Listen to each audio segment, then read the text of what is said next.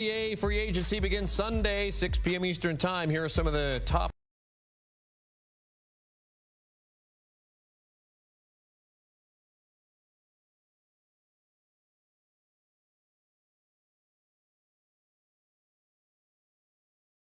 names expected to be available. I mean, LeBron, technically he's available, but, he's not, right? He's not going anywhere. But for Paul George, Tyrese Maxey, DeMar DeRozan, well, might be a bit of a different story. Let's get more on free agency from John Gonzalez, one of the faces you see, the voices you hear daily on the Beyond the Arc podcast. John, let's start with the Saturday news that LeBron James opting out of his $51.4 million player option for next season. He said he wants to retire as a Laker, not expected to go anywhere. What does this new deal look like? Yeah, not expected to go anywhere. They just drafted his son. It would be kind of brutal if he decided to leave Bronny in the lurch and hit the bricks. Like, good luck, kid. You're on your own now. But no, he opts out of a $51.4 million deal. He's eligible, Jeremy, for a 3-year max at $162 million. Now, normally, you would say nobody's giving a 3-year max deal to a 40-year-old, soon-to-be 40-year-old, but he is LeBron, so he is worth the money. The question is whether or not he'll take a discount for the first time in his career. If he doesn't, it's going to hard cap them at the second apron, which is going to make team building around the rest of the Lakers very, very difficult. We won't get too wonky on the CBA here, but it's interesting to note that the other day, D'Angelo Russell opted into his deal at $18.7 million. Now, if he had gone out on free agency, he would have definitely gotten more than that. I'm one of those guys that was banging the drum for him to go to Orlando. They've got a ton of cap space. They need shooting. He would have been a great fit there. But he decides to go back to the Lakers, which is very interesting because he knows that he's giving them a discount, and he also knows that they might end up trading him. So he's doing this the unselfish thing here, and LeBron now has an opportunity to do the same thing. If he takes less money, that's going to make it a lot easier for them to add extra pieces. He says he wants to win, so we'll find out how much. So for you, with free agency opening up, what does it look like? How limited are the Lakers at this point?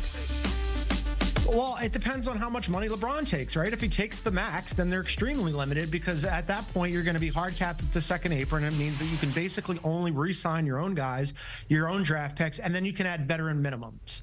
That's not going to do it probably in the Western Conference. That's going to have at least 12 teams, probably 13 that have designs on making the playoffs. The Lakers are going to be one of them, obviously. But LeBron, as we saw last year, needs more help. They just drafted Dalton Knecht. That should help. And they have 2 other draft picks that they can trade if they decide to move those guys for a superstar or a star.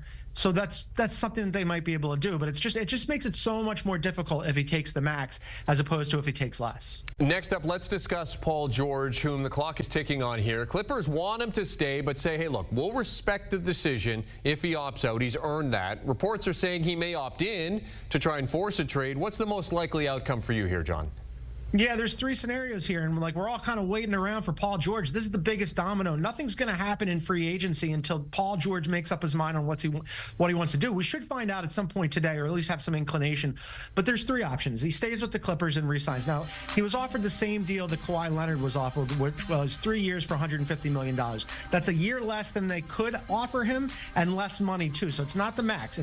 Or he could opt out and then sign with a team with a lot of money, like the Philadelphia 76ers, or as I mentioned, the Orlando Magic. They could offer him a 4-year deal for north of $220 million. That would be the maximum available. Or as you mentioned, Jeremy, he could opt in.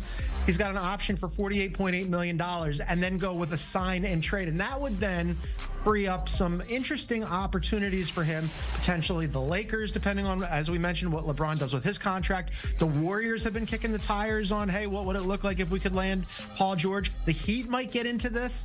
So that would be the most interesting scenario. The cleanest option for him is he leaves and he just signs a max money deal. But the longer this goes on, the more it makes me think something might be afoot here. What are the implications potentially for James Harden? Yeah, James Harden, I don't know how many suitors James Harden has. He's worn out his welcome pretty much everywhere he's gone. He made $35 million last year. He's an unrestricted free agent. My guess is he's going to stay put with the Clippers. Look, the Clippers, whether they get Paul George back or not, they're going to have Kawhi Leonard. He's got some injury issues and an injury history that hasn't been spectacular over the course of his career. But they're opening a new building here in LA next season, the Intuit Dome, and they need to put fans in the building. And in order to do that, you've got to have some sort of marketable team that has a chance to compete. So while I'm not hugely high on James Harden, I certainly understand them wanting to retain him. And I think it probably works both ways. They need James Harden to come back, and James Harden needs a place to play where they'll pay him some money. Probably not going to get $35 million a season, but somewhere in the $30 million range probably makes sense for him. As you mentioned, we probably won't have any more insight on what else is going to happen until we find out what Paul George is deciding to do. All right, you mentioned it. There are teams that have money to spend and are interested in a number of star players. One of those players being Klay Thompson. The Orlando Magic, a team that have been mentioned. Philly, the Mavs, Denver, all said to be in the mix.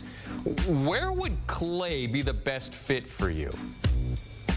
Right where he is. It would be a bummer if Klay Thompson and the band broke up in Golden State. Like Steph and he and Draymond Green have been the three musketeers for a long time. You throw in four if you want to throw in Steve Kerr as well. Steve Kerr said the other day that he wants Klay Thompson to come back after the season wrapped up. Steph Curry said the same thing. You know that Draymond's going to say the same thing too. It's just whether or not the Warriors are going to pull this off. Before last season, they offered him a 2-year deal for $50 million, which is half of what they ended up giving Draymond Green in terms of both years and money. Klay Thompson wants a third year. And I get why the Warriors might be reluctant because, as we mentioned, the new CBA kicks in, makes team building very, very difficult if they're in the first or second apron. He's 34 years old, not getting any younger, doesn't work that way. But last year, in a down year, Jeremy, he shot almost 39% from three, and he can still play a little bit of defense. So that's valuable. Those are useful skills. And so if they don't re-sign him, as you mentioned, there's two teams out there, principally the Sixers and the Orlando Magic, who have a ton of money,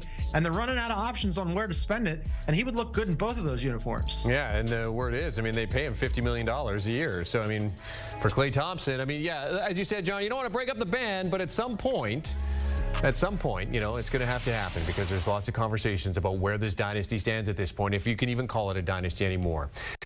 There's said to be little momentum between the Bulls and DeMar DeRozan to get an extension done to keep him in Chicago. DeRozan has said he's enjoyed his time in Chi-Town. Does he stay, or do you see him heading somewhere else?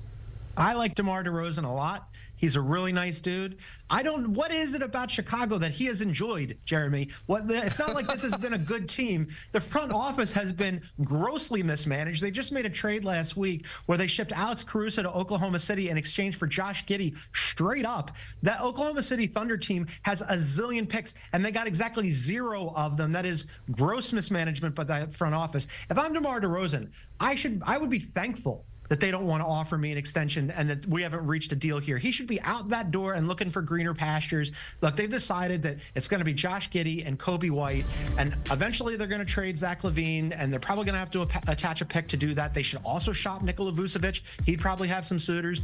If I'm DeMar, I'm happy to walk. Again, there's some teams out there with cap space. We mentioned the Sixers and the Magic already. Oklahoma City would be maybe a nice fit for him. He's a veteran presence. They have a lot of money. The Pistons, I would be less bullish on that if I was him, but they also have some money. And then the Spurs, his former team, they also have cap space available too. But this could present a new opportunity for DeMar DeRozan. So I wish him well, and it's been too long. He needs to get out of Chicago. All right, and lastly, we have the Knicks, who may have signed Isaiah Hartenstein to too good of a deal as an early free agent. They can't pay him more than $16.2 next season, which means another team could swoop in because he's worth more and pay him much more. So, John, what are the Knicks to do here?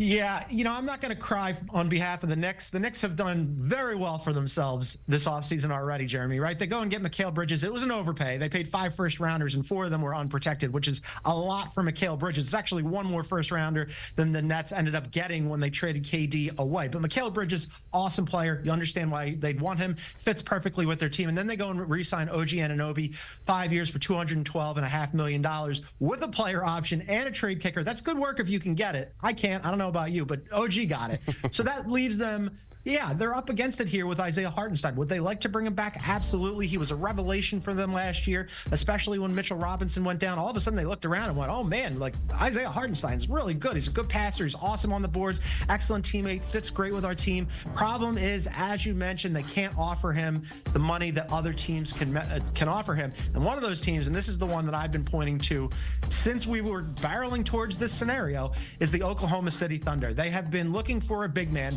both big in terms terms of the position and both big in terms of his actual physical presence.